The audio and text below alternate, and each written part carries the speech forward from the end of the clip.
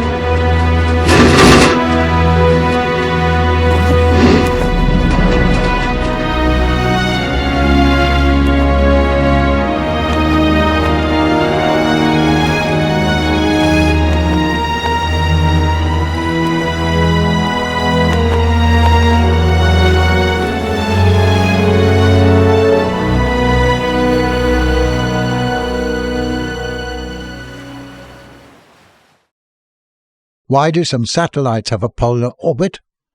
Almost all the satellites that are in a polar orbit are at lower altitudes. This is because we use them for applications such as monitoring crops, forests, and even global security. A polar orbit travels north-south over the poles and takes approximately an hour and a half for a full rotation. As the satellite is in orbit, the Earth is rotating beneath it. As a result, a satellite can observe the entire Earth's surface of NATO in a time span of 24 hours. Higher altitude satellites orbit more slowly because the circumference of the circular orbit is larger. Also, the pull of gravity is weaker at higher altitudes. Where a satellite has a sun-synchronous orbit, it means that it has a constant sun illumination through inclination and altitude. For sun-synchronous orbits, it passes at any given point on Earth's surface at the same local solar time. Because of the consistent lighting in sun-synchronous orbits, scientists leverage this in various remote sensing applications. How are polar orbits different from geostationary orbits? Geostationary satellites are launched into orbit in the same direction the Earth is spinning. When the satellite is in orbit at a specific altitude, it will exactly match the rotation of the Earth. This sweet spot is approximately 36,000 above the Earth's surface in high Earth orbit. Weather, communication, and global positioning satellites are often in a geostationary orbit. Because the satellite follows the Earth's rotation always at the same point, an observer on Earth would be able to continuously see it. In the case of geostationary satellites, the Earth's force of gravity is exactly enough to provide the acceleration required for circular motion. While geosynchronous satellites have an inclination, the key difference from geostationary orbit is the fact that they lie on the same plane as the equator. Geostationary orbits fall in the same category as geosynchronous orbits, but without one special quality of being parked over the equator. How do satellites orbit Earth? while polar orbits have an inclination of about 90 degrees to the equator. Geostationary orbits match the rotation of the Earth. A sun-synchronous orbit passes by any given point with the same local solar dial, which is useful for consistent lighting and sun angle. Out of the three types of orbits, low, medium, and high Earth orbits, polar orbits often fall into low Earth orbits. I finished my educational video.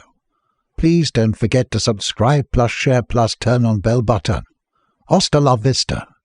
See you to another video's tutorials. Ciao.